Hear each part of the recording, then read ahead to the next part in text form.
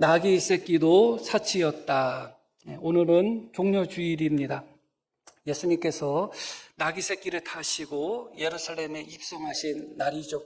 오늘부터 한 주간을 우리는 고난주간으로 지킵니다. 예수님께서 나귀 새끼를 타시고 예루살렘에 입성하신 것은 왕으로서 입성하신 것입니다.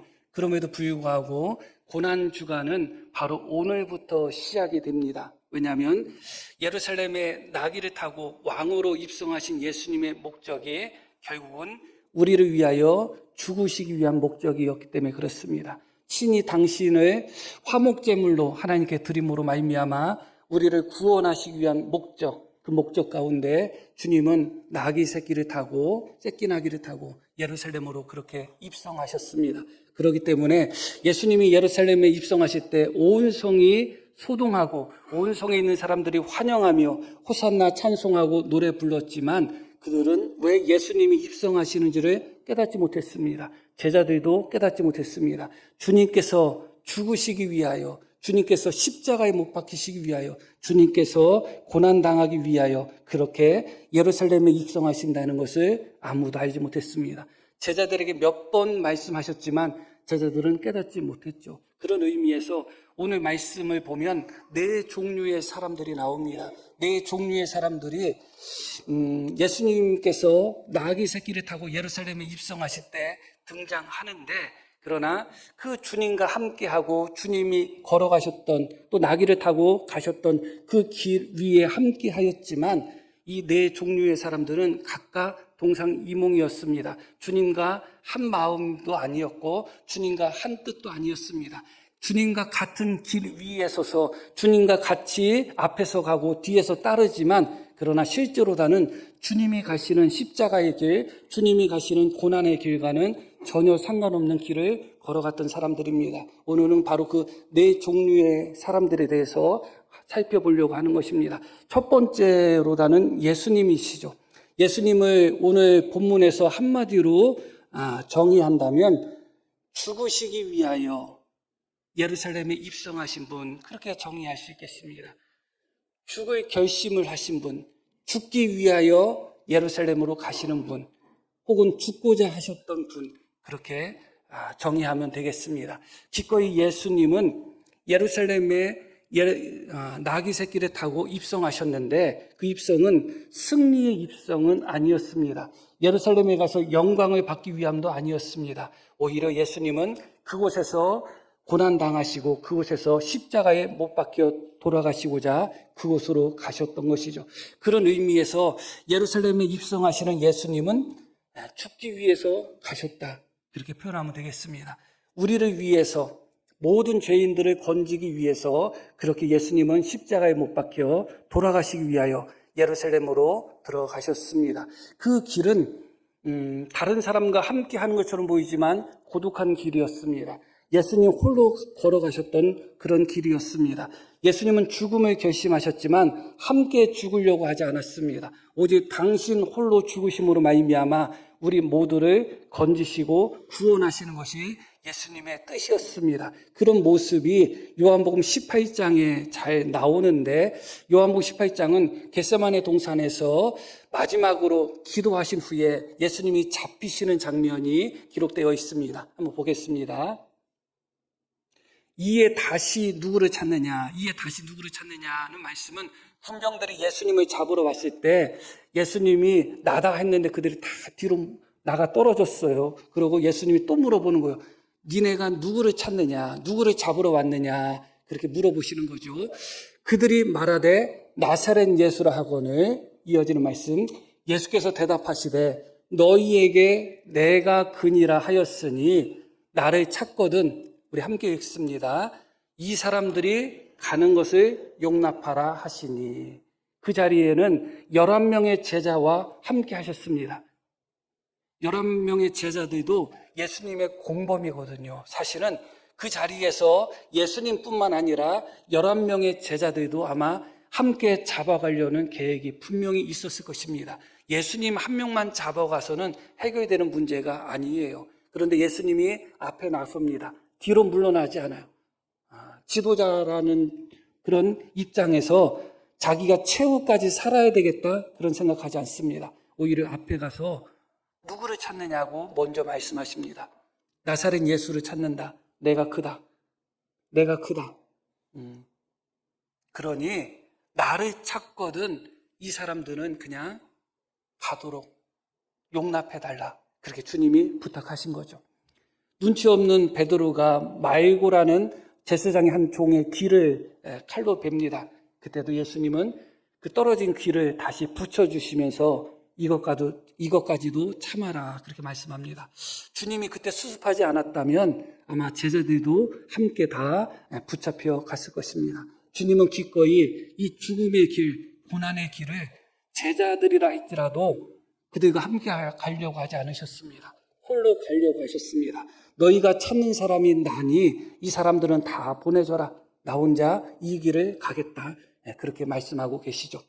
결국은 어떻게 되었는가? 모든 제자들은 다 예수님을 버리고 도망을 가게 되었습니다.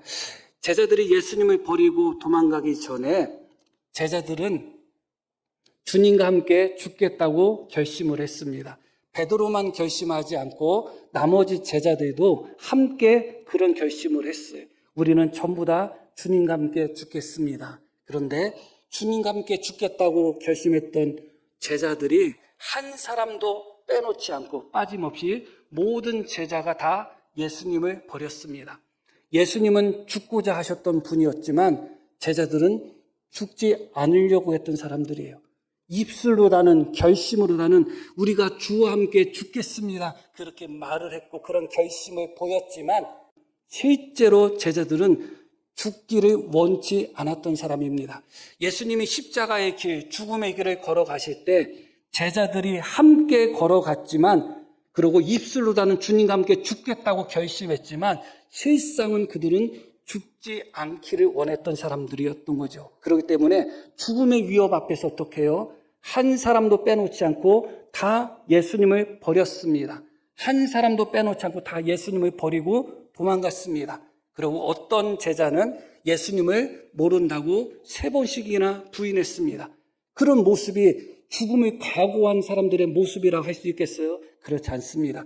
그들은 표면적으로 나는 주님과 함께 죽겠다고 결심하고 각오했지만 그들의 중심 깊은 곳에서는 나는 죽지 않을 거야. 나는 안 죽을 거야. 나는 살아야 돼. 그런 마음이 너무 강했던 것이죠. 그렇기 때문에 겉으로 보기에는 주님과 함께 그 길을 걸어가고 있었지만 주님과 정반대의 길을 걸어가고 있었던 겁니다. 예수님은 기꺼이 우리를 위하여 죽으시고자 하는 그 길을 걸어가셨던 것이고 제자들은 예수님과 함께 걸어갔지만 결코 죽지 않겠다는 마음 속에서 그 길을 걸어갔던 것이죠.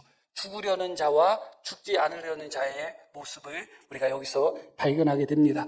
왜 그런 결과가 있을 수밖에 없었는가? 본문 말씀 16절 말씀을 보겠습니다. 제자들은 처음에 이 일을 깨닫지 못하였다가 이렇게 나옵니다. 복음서에 보면 제자들이 깨닫지 못했다는 그런 말씀들이 많이 나와요. 깨닫지 못하는 자들이었어요. 예수님이 어떠한 분이신지, 예수님이 어떠한 사역을 감당하셔야 되는지, 왜 예수님이 십자가를 짊어지시고 죽으셔야 되는지 그 모든 것들을 깨닫지 못했던 사람들입니다.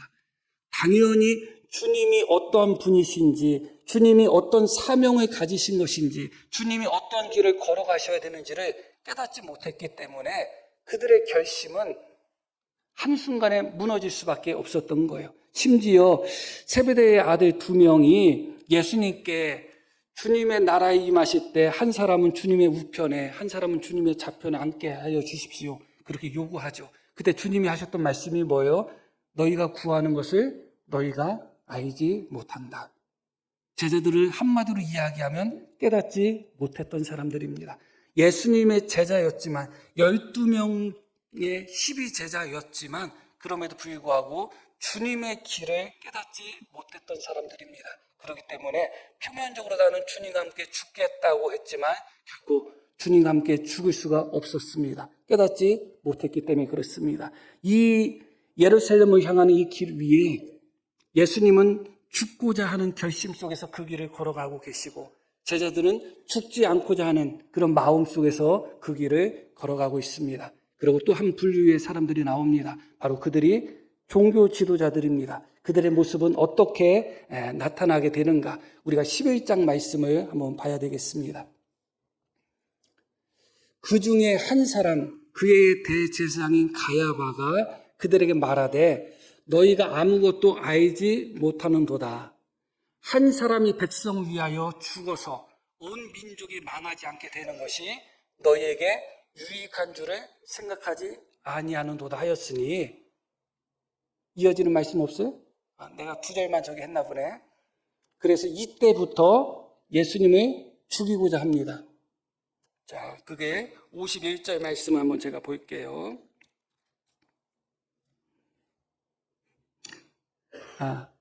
53절. 이날부터는 그들이 예수를 죽이려고 모의했다. 이렇게 말씀이 나옵니다. 이게 무슨 말씀이냐? 예수님이 나사로를 살리셨습니다. 이 베다니는 예루살렘과 가까운 곳에 있었거든요. 그러니까 영향력이 예루살렘까지 급속도로 퍼질 수밖에 없죠. 많은 사람들이 나사로가 죽었다가 살아난 것을 보고 예수님을 믿는 거예요. 종교 지도자들 마음속에는 불안한 겁니다. 너무나 많은 사람들이 예수님을 따르는 거예요. 그러다가 밀란이라도 나고 소동이라도 나면 자칫 잘못하면 로마 사람들이 그들의 자유를, 그때 당시에 유대인들은 어느 정도 자유를 누리면서 있었거든요. 그러니까 식민지 백성이지만 그래도 자유가 어느 정도 보장이 된 상태였어요. 그런데 만약에 그런 난이 자꾸 일어나게 되면 로마 사람들이 완전히 유대 민족들을 멸망시킬 수밖에 없는 그런 위험한 속에 있었던 겁니다. 그런 것을 이 종교 지도자들이 염려하면서 예수를 저대로 놔두면 자칫 잘못하면 로마 사람들한테 우리 나라를 빼앗기는 것이 아닌가, 그런 염려를 한 거예요. 그때 그 해의 대제사장인 가야바가 뭐라고 이야기했는가? 한 사람이 백성 위하여 죽어서 온 민족이 망하지 않게 되는 것이 유익한 것이 아니냐, 그런 말을 합니다. 이게 무슨 의미예요? 한 사람을 죽여서 그러므로 말미암아 우리 나라가 망하지 않는다면, 우리 민족이 망하지 않는다면 한 사람을 죽이는 것이 좋지 않겠느냐, 그거예요. 그 사람이 누구예요? 예수님인 것입니다. 이 종교 지도자들은 어떤 자들로 나오는가? 죽이려는 자들로 나오고 있습니다.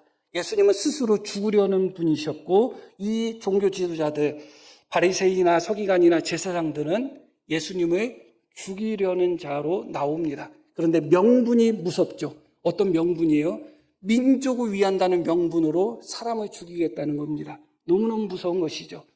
많은 사람들이 이런 헛된 명분 속에서 그것이 중요하다고 이야기하면서 너무나 많은 사람들을 죽이는 그런 모습을 보게 됩니다. 그래서 이때부터 그들은 예수님을 죽이려고 모략을 꾸밉니다. 모의를 합니다. 그리고 지명수배를 내려요. 누구든지 예수님을 보거든, 예수를 보거든 우리에게 이야기하라. 그리고 지명수배를 내립니다. 그런 후에 시간이 어느 정도 흐른 후에 유월절이 찾아온 것입니다. 오늘 읽으신 말씀이 바로 유월절에 있었던 그런 말씀인 거예요. 유월절이 가까이 왔을 때 수많은 사람들이 예루살렘에 왔습니다.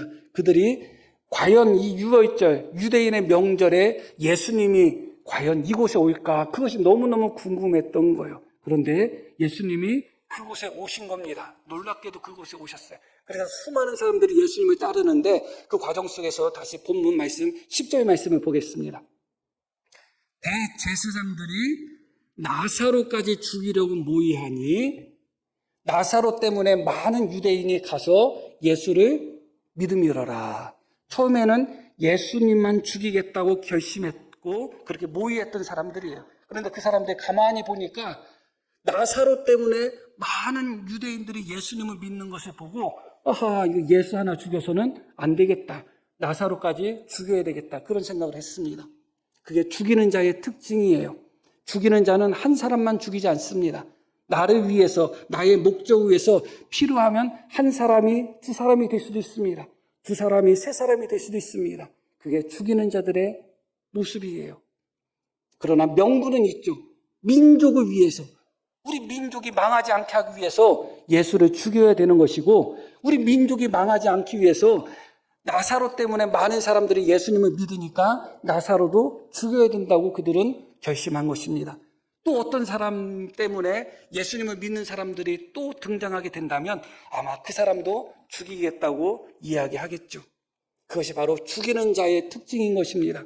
그러나 스스로 죽고자 하셨던 예수님은 오직 당신 홀로 죽음의 길을 선택하셨습니다. 너희가 찾는 사람이 나다. 너희가 찾는 사람이 나니까 이 사람들을 보내줘라. 오직 당신 홀로 죽음을 선택하셨던 것이죠. 그렇기 때문에 죽고자 하는 자는 결국은 자기 자신을 죽음으로 때로는 그렇게 던질 때도 있고 그렇지 않을 때도 있지만, 그러나 그렇다 할지라도 오직 자기 자신에게만 그것이 영향을 미치게 됩니다. 그러나 죽이고자 하는 자는 한 사람도 죽이고 두 사람도 죽이고 세 사람도 죽이는 것입니다. 계속해서 자신의 목적을 위해서는 계속해서 또 죽이고 또 죽이는 모습을 보게 되는 것이죠. 지금 예수님께서 나귀 새끼를 타고 예루살렘에 입성하실 때 주님은 기꺼이 죽고자 하는 결심으로 예루살렘에 입성하십니다. 그 길에 함께 걸어갔던 제자들은 죽지 않으려고 그 길을 걸어가고 있습니다. 그리고 그곳에 함께 있었던 종교 지도자들은 죽이는 자로서 그 자리에 있었습니다. 특히 오늘 말씀 속에서는 예수님을 죽이려고 하고 있고 나사로를 죽이려고 하는 그런 모습을 발견하게 됩니다. 여기서 나사로 때문에 많은 유대인이 가서 예수님을 믿었다, 이렇게 말씀이 나오죠. 왜냐하면 예수님께서 나사로를 살리셨기 때문에 그래요. 이게 왜 중요한가? 죽은 나사로를 예수님은 살리셨어요. 그런데 그렇게 예수님이 죽음에서 살린 자를 종교 지도자들은 죽이려고 하는 거예요. 주님이 살린 영혼, 주님이 부활시킨 영혼, 주님이 살린 생명을 그들은 지금 죽이려고 하고 있는 것입니다. 지금도 하나님의 교회에서 이런 일들이 벌어지지 않는다는 보장은 없습니다. 하나님이 선택하시고 하나님이 구원하시고 하나님이 살리신 영혼을 우리의 말과 우리의 행동과 그런 것들을 통해서 죽이는 경우가 참 많습니다. 그런 일들이 하나님의 교회에 많이 일어나고 있고, 특별히 주의 종이나 종교 지도자들을 통해서 그런 일들이 일어난다면 더 고통스럽고 아프다고 할 수가 있겠죠. 예수님은 나사로를 살리기 위하여 유대 지방에서 생명의 위협이 있었음에도 불구하고 기꺼이 그곳에 가셔서 나사로를 살리셨습니다. 죽음의 그늘 아래 있었던 이미 죽어서 냄새나는 나사로를 주님은 기꺼이 살려주셨는데, 종교 지도자라는 자들이 죽음에서 살아난 나사로의 죽음에서 생명을 얻은 나사로를 보고 함께 즐거워하지 않고 함께 기뻐하지 않고 도리어 나사로를 죽이려고 하는 것입니다. 주님이 살리신 그 영혼을 죽이려고 하는 것입니다. 그런데 여기서 더 심각한 문제가 있습니다. 그것은 무엇이냐? 나사로 때문에 많은 유대인이 가서 예수를 믿음이러라. 누구 때문에요? 나사로 때문에. 그러니까 나사로는 수많은 사람들을 다시 믿음의 길로, 구원의 길로 인도하는 자예요. 그래서 나사로 한 사람을 죽이면 나사로 한 사람을 죽이는 것이 아니라 나사로 때문에 예수님을 믿을 수많은 사람들을 죽이는 결과가 된 것이죠. 그런데 바로 그들은 예수님, 생명의 근원 되시는 예수님을 죽이려고 합니다. 종교 지도자들이. 거기서 멈추지 않고 예수님이 새로운 생명으로 부활시키고 살리신 나사로를 죽이려고 합니다. 그런데 거기에 숨어 있는 가장 무서운 뜻은 무엇인가? 나사로 때문에 예수님을 믿는 사람이 많으니 나사로를 죽이겠다는 것입니다. 이것이 결국은 사탄의 전략이 아니고 뭐겠어요? 사탄은 누구를 가장 많이 노리겠어요? 교회에서 어떤 사람을 노리겠어요? 뻔한 것이죠. 교회에서 충성스럽고 하나님을 잘 섬김으로 말미암아 예수님을 널리 선포하고 그로 말미암아 선한 영향력을 많이 이루는 성도들을 사탄은 무너뜨리려고 하겠죠. 가만히 놔둬도 하나님의 자녀처럼 행동하지 않는 사람을 사탄이 왜 건드리겠어요? 가만 놔둬도 우리 편인데, 가만 놔두면 그 사람 때문에 예수님 믿는 사람이 늘어나는 것이 아니라 그 사람 때문에 예수님 믿는 사람이 점점 떨어지는데 사탄이 왜 그 사람을 건드리겠어요? 누굴 건들까요? 그 사람으로 말미암아 예수님을 믿는 사람이 늘어나는 사람, 그를 사탄은 공격하겠죠. 그로 말미암아 예수님 믿는 사람이 많아지기 때문에, 그로 말미암아 교회에 덕이 세워지기 때문에, 그로 말미암아 하나님의 영광이 나타난다면 사탄은 그를 건드리는 것입니다. 이것이 무서운 사실인 것이죠. 그렇기 때문에 우리가 이런 부분에 있어서 지혜를 가지시고 분별력을 가지셔야 되는 것입니다. 하나님의 교회에서 더 충성하며 하나님의 영광을 더 드러내는 성도들이 있습니다. 그런 성도들을 특별히 귀하게 여겨야 됩니다. 소중히 여겨야 되는 것입니다. 그들로 말미암아 하나님이 더 영광을 받으시는 것이고, 그들로 말미암아 한 사람이라도 더 구원의 길에 들어서는 것이죠. 안 그래도 사탄이 그를 공격하고자 하는 분명한 목적이 있는 것입니다. 그럼에도 불구하고 많은 어리석은 성도들이 사탄의 도구가 되어서 그렇게 나사로와 같은, 그로 말미암아 예수님 믿는 사람들이 많아지는 그런 나사로와 같은 그런 소중한 성도들을 때로는 시험되게 만들고 때로는 아프게 하는 그런 현실을 우리는 경험하게 됩니다. 세 번째 분류의 사람은 바로 죽이는 자들입니다. 자신을 위해서, 자신의 목적을 위해서, 명분은 좋습니다. 민족을 위한다는 명분, 나라를 위한다는 명분, 더 큰 의를 위한다는 명분 속에서 한 사람쯤은 죽어도 괜찮고, 두 사람쯤은 죽어도 괜찮고, 세 사람쯤은 죽어도 괜찮다고 하는 사람들이 있습니다. 그와 반대로 말씀드렸듯이 우리 주님은 기꺼이 제자들임에도 불구하고 너희가 찾는 사람이 나니 이 사람들을 보내주라 하며 그 죽음의 길을 우리 주님은 기꺼이 홀로 걸어가셨습니다. 우리에게 필요한 사람이 누구일까요? 교회를 위한다는 명분 속에서 다른 성도들을 죽이는 자가 필요할까요? 교회를 위한다는 명분 속에서 이 사람 상처 주고 저 사람 상처 주는 그런 분이 필요할까요? 아니면 기꺼이 너희가 찾는 사람이 나니 나를 데려가라, 이 사람들을 보내주라 하는, 기꺼이 우리를 구원하시고 우리를 살리시기 위하여 그 죽음의 길을 홀로 선택하신 주님의 길을 걸어가야 될까요? 명백한 것입니다. 그리고 마지막으로 한 분류의 사람들이 나옵니다. 그 사람들이 바로 무리들입니다. 오늘 말씀의 중심이 되는 사람들입니다. 12절 말씀 보겠습니다. 그 이튿날에는 명절에 온 큰 무리가 예수께서 예루살렘으로 오신다는 것을 듣고 종려나무 가지를 가지고 맞으러 나가 외치되 호산나 찬송하리로다, 주의 이름으로 오시는 이 곧 이스라엘 왕이시여 하더라. 무리들이 예수님을 맞이하러 가서 호산나 외치면서 주님을 왕으로 맞이하고 있습니다. 앞에서 따르는 무리가 있고 뒤에서 쫓아가는 무리가 있습니다. 앞에서 따르는 무리들은 예루살렘에서 예수님을 맞이한 자들이고, 뒤에서 쫓아가는 무리들은 갈릴리부터 예수님을 쫓아온 무리들입니다. 그렇게 두 무리들이 만나서 호산나 외치며 주님을 환영하고 있습니다. 이들을 우리는 무리들이라고 합니다. 무리들을 어떻게 특징 지어야 될지 말씀을 들으면서 스스로 마음속에서 생각해 보시기를 바랍니다.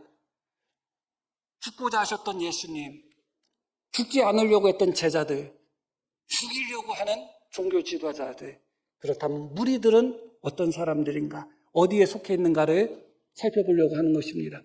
큰 무리들이 예수님을 따르게 됩니다. 그 말씀이 17절 말씀부터 또 보겠습니다.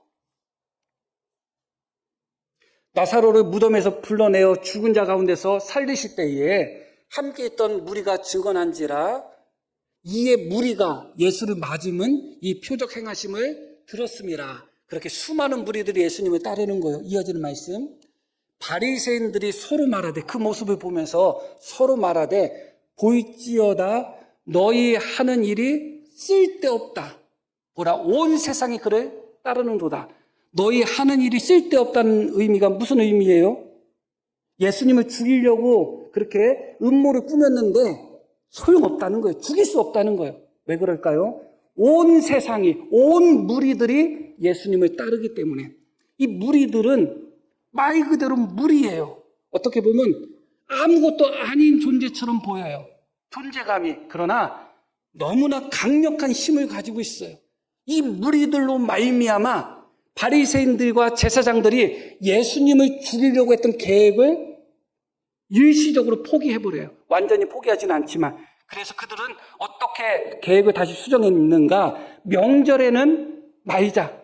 명절에는 예수님을 잡고 죽이지 말자. 왜냐하면 무리들이 너무 많으니까 명절에 이 계획을 실행에 옮기면 밀란이 날 수 있으니까 명절에는 그렇게 하지 말자 하면서 무리들로 말미암아 그들의 계획을 그들은 포기했습니다. 그게 무리의 힘이에요. 그런데 그런 무리들이 불과 며칠 후에 호산나 다윗의 자손이 우리를 구원하소서 호산나 그렇게 외침으로 말미암아 바리새인들이 또 종교 지도자들이 우리가 하는 일이 쓸데없다. 예수님을 죽이려고 해도 죽일 수 있는 방법이 없다. 지금은 그렇게 그들의 악한 계획을 포기하게 만들었던 그 무리들이 불과 며칠 후에 빌라도라는 사람 앞에 총독 앞에 예수님이 재판을 받을 때 빌라도가 예수님을 풀어주려고 합니다. 그런데 그때 풀어주지 못하도록 소리쳤던 사람들이 누군가? 바로 이 무리들이었습니다.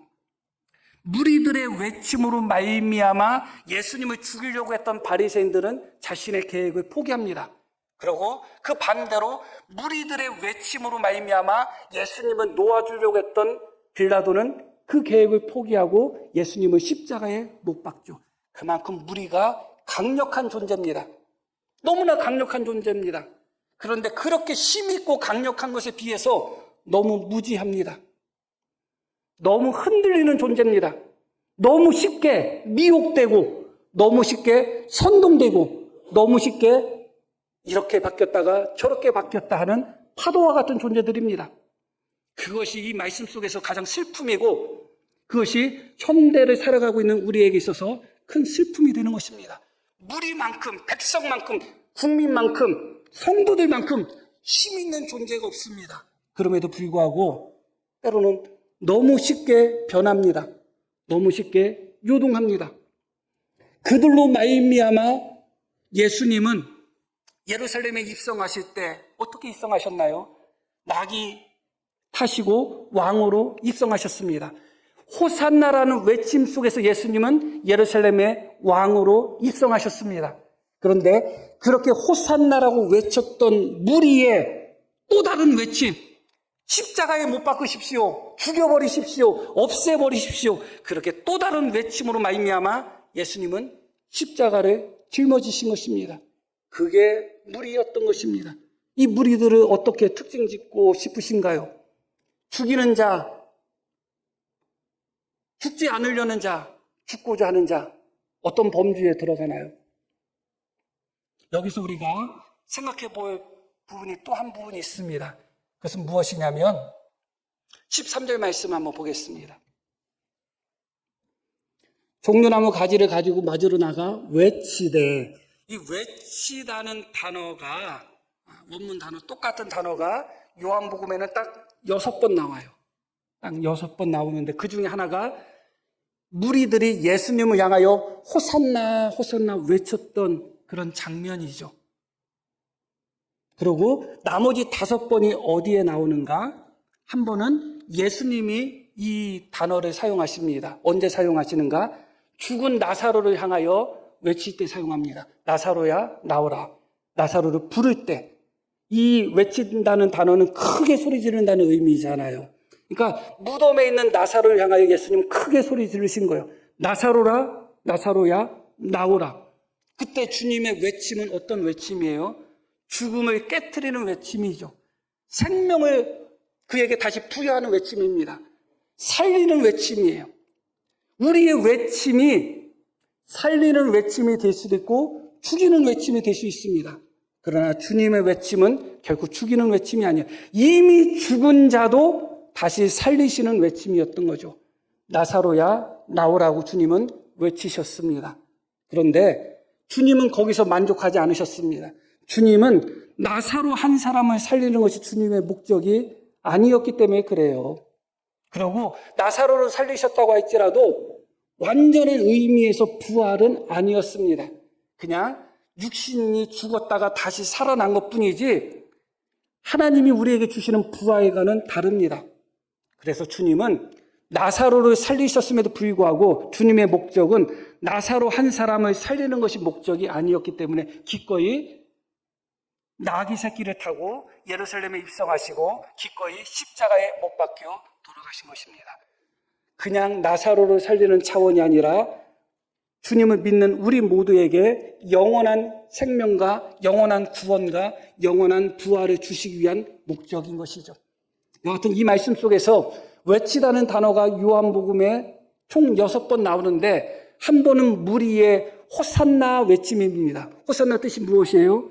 구원하여 주십시오. 지금 구원하여 주십시오. 주님 구원하여 주십시오. 그 뜻이에요. 그들은 예수님을 왕으로 인정했습니다.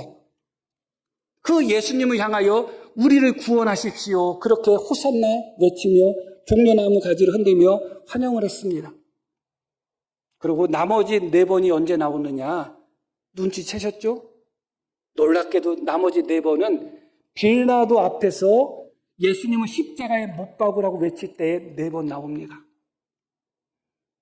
불과 며칠 전에 큰 소리로 예수님을 향하여 우리를 구원해 주십시오 호산나 외쳤던 자들이 불과 며칠 후에 빌라도를 향하여 우리를 구원해 주십시오 했던 바로 그 주님, 그 예수님을 죽이라고 합니다. 십자가에 못 박으라고 합니다. 말씀을 찾아보진 않습니다. 없애버리라고 합니다. 4번씩이나 왜 이 외침이 그곳에 등장하느냐? 빌라도는 예수님을 4번씩이나 풀어주려고 했어요. 그런데 그때마다 빌라도가 예수님을 풀어주려고 할 때마다 이스라엘 백성들 무리들은 외친 것입니다. 아닙니다. 십자가에 못 박아야 됩니다. 아닙니다. 죽여야 됩니다. 아닙니다. 없애버려야 됩니다. 불과 며칠 전만 해도 주님 우리를 구원하소서 주님 호산나 했던 그 입술을 가지고 이 무리들은 똑같이 외치는데 이 외침은 생명의 외침이 아니었습니다. 하나님을 향하여 예수님을 향하여 호산나 외쳤던 그 입술을 가지고 어떻게 예수님을 십자가에 못 박으라고 외칠 수가 있겠어요? 빌라도가 예수님을 놓아주려고 했을 때 이스라엘 백성들의 첫 번째 외침은 무엇이었는가? 아닙니다. 바라바를 놔줘야 됩니다. 바라바를 놔주십시오. 바라바는 유명한 강도였습니다. 빌라도가 예수님을 놓아주려고 했을 때 큰 무리들이 예 했으면 끝나는 문제입니다. 그런데 어찌 며칠 전에 주여 우리를 구원하소서 호산나 외쳤던 그 주님을 향하여 그들이 어찌 그 예수님을 빌라도가 나는 아무 죄도 찾지 못했으니 놓아줘야 되겠다 했을 때 어떻게 바라바를 놔달라고 할 수 있겠어요? 주님은 끝까지 놓아주시려고 했습니다. 그때마다 그들은 예수님을 십자가에 못 박으라고 외쳤고 없애버리라고 외쳤습니다. 돌아가셔서 요한복음 18장 19장을 읽어보시면 자세히 나옵니다. 그때 빌라도가 이야기합니다. 너희 왕을 죽여야 되겠느냐? 너희 왕을 십자가에 못 박아야 되겠느냐? 그러니까 유대인과 제사장들이 뭐라고 이야기하냐? 우리의 왕은 가이사밖에 없습니다. 너무 충격적이죠. 너무 충격적입니다. 우리의 왕은 로마 황제밖에 없다는 거예요. 호산나 외쳤던 입술로 강도 바라바를 놓아달라고 소리치고 있고 호산나를 외쳤던 그 입술로 우리의 왕은 가이사 로마 황제 한 분밖에 없습니다. 그렇게 외치고 있습니다. 그렇게 외치면서 예수님을 없애버리고 십자가에 못 박으라고 합니다. 결국은 이 빌라도가 무리의 외침에 무릎을 꿇었습니다. 예수님을 내어줄 수밖에 없었죠.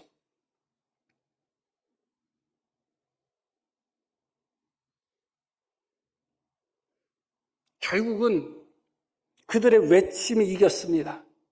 그러나 그들의 외침은 살리는 외침이 아니라 죽이는 외침이었습니다. 무엇 때문에 그렇게 외치는지도 모르는 그런 외침이었습니다. 그럼에도 불구하고 그 외침으로 말미암아 예수님이 돌아가신 것이죠. 빌라도는 그 예수님을 십자가에 못 박습니다. 거기에 어떻게 못을 박았는가? 제패에 유대인의 왕 예수라고 거기에 기록했습니다. 빌라도는 끝까지 예수님을 유대인의 왕 예수라고 했습니다. 그러나 우리는 로마 황제 가이사 외에는 우리에게 왕이 없다고 그렇게 이야기했습니다. 그렇게 주님은 무리의 외침, 호산나라는 외침 속에서 나귀를 타시고 예루살렘에 입성하셨습니다. 왕으로 입성하셨습니다. 나귀를 타셨다는 것은 평화의 왕인 것입니다. 그렇게 무리의 외침 속에서 평화의 왕으로 예루살렘에 입성하셨던 예수님은 그 무리의 외침으로 말미암아 왕으로 입성하셨던 그 예수님이 예수를 죽이라, 예수를 십자가에 못 박으라는 그 외침으로 말미암아 머리에는 가시관이 쓰셨잖아요. 자기들이 호산나, 우리를 구원하십시오, 우리 왕이여, 그렇게 환영해놓고 정작 그 예수님이 낙이 타고 예루살렘에 입성했더니 빌라도 앞에서 죽이십시오, 십자가에 못 박으시오, 없애보시오. 그래가지고 결국은 그들의 외침으로 말미암아 예수님은 금면류관 대신 가시관을 쓰셨습니다. 왕의 옷을 입으신 것이 아니라 조롱의 홍포를 입으셨습니다. 왕의 호를 그 손에 잡으신 것이 아니라 조롱의 갈대 지팡이를 그 손에 잡으셨던 것이죠. 그러고 그곳에서 어린 나귀를 타고 평화의 왕으로 예루살렘에 입성하셨던 예수님이 불과 5일 만에 그 예루살렘에서 여기저기 채찍에 맞고 여기저기 매를 맞은 그 몸을 가지고 십자가를 짊어지고 예루살렘 바깥으로 나오십니다. 왜 제목이 나귀 새끼조차도 사치였다. 왕은 나귀 새끼를 타지 않습니다. 그리고 예수님은 만왕의 왕이시고 하나님의 아들이십니다. 그 주님이 기꺼이 나귀 새끼를 타신 것은 아주 겸손함이시고 아주 당신을 낮추신 거예요. 그런데 그렇게 무리의 함성 속에서 나귀 새끼를 타시고 예루살렘에 입성하신 예수님이 불과 며칠 만에 온몸이 피투성이가 되어가지고 십자가를 등에 짊어지고 예루살렘 바깥으로 나오실 때 모습을 상상한다면 그래도 그때 나귀 새끼를 타셨던 것조차도 예수님께는 사치였구나 하는 생각하게 되는 것입니다. 그것이 종려주일인 것입니다. 무리의 환호와 외침 속에서 나귀 새끼를 타고 예루살렘의 왕으로 입성했던 그 예수님은 바로 그 무리의 외침, 죽이십시오, 십자가에 못 박으라는 그 배척의 외침 속에서 주님은 가시관을 쓰시고 갈대 지팡이를 잡으시고 조롱의 홍포를 입으시고 온몸에 채찍을 맞고 그렇게 들어가실 때는 그나마 나귀 새끼라도 타셨는데 나오실 때는 그렇게 감당하기도 어려워서 쓰러질 수밖에 없는 십자가를 짊어지고 나오신 것입니다. 그게 바로 종려주일인 것입니다. 다시 16절 말씀을 보겠습니다. 제자들은 처음에 이 일을 깨닫지 못했다고 나옵니다. 그러나 예수께서 영광을 얻으신 후에야 이어지는 부분, 이것이 예수께 대하여 기록된 것인가, 사람들이 예수께 이같이 한 것임이 생각났다, 깨달아졌다는 것이죠. 깨닫지 못했을 때는 제자들이 예수님과 함께 걸어갔지만 그들은 주님과 표면적으로만 함께 걸어갔던 거예요. 그러나 깨닫지 못했을 때 주님이 왜 그렇게 고난 당하셔야 되는지, 주님이 왜 나귀를 타고 입성하셔야 되는지, 주님이 왜 그렇게 채찍에 맞으셔야 되는지, 주님이 왜 십자가에 못 박혀 죽으셔야 되는지 깨닫지 못했을 때는 다 도망갔습니다. 예수님을 다 버리고 떠났습니다. 예수님을 부인했습니다. 그러나 나중에 깨닫고 나서는 어떻게 됐어요? 예수님의 11 제자 중에 순교자가 아닌 제자가 없어요. 주님의 길을 깨달은 것입니다. 주님의 사랑을 깨달았고 주님의 은혜를 깨달았고 주님의 십자가의 길이 무엇을 의미한지를 나중에 깨달았습니다. 제자들이 그것을 깨닫고 그들은 다 주님이 걸어가셨던 십자가 길을 한 사람도 외면하지 않고 11명의 모든 제자들이 다 그 길을 걸어갔습니다. 우리에게도 이것은 도전이 되고 숙제가 되고 있는 것입니다. 때로는 우리의 외침으로 말미암아 주님을 향한 호산나 외침으로 말미암아 우리 예수님이 영광 받을 수도 있지만 때로는 우리의 부인으로 말미암아 우리 주님이 가시관을 쓰는 것 같은 고통을 당할 수도 있는 것입니다. 외침이라는 것은 살리는 외침이어야 되는 것이지 죽이는 외침이 되어서는 안 되는 것입니다. 우리 주님은 언제나 살리는 외침을 보여주셨던 것입니다. 우리의 모습이 그런 주님의 길을 따라감으로 말미암아 우리로 말미암아 살아나는 역사, 우리로 말미암아 새로워지는 역사, 우리로 말미암아 부활의 역사가 나타날 수 있는 그런 은혜가 우리 모두에게 임하기를 간절히 소망합니다. 자, 우리 들으신 말씀 기억하며 함께 기도하겠습니다.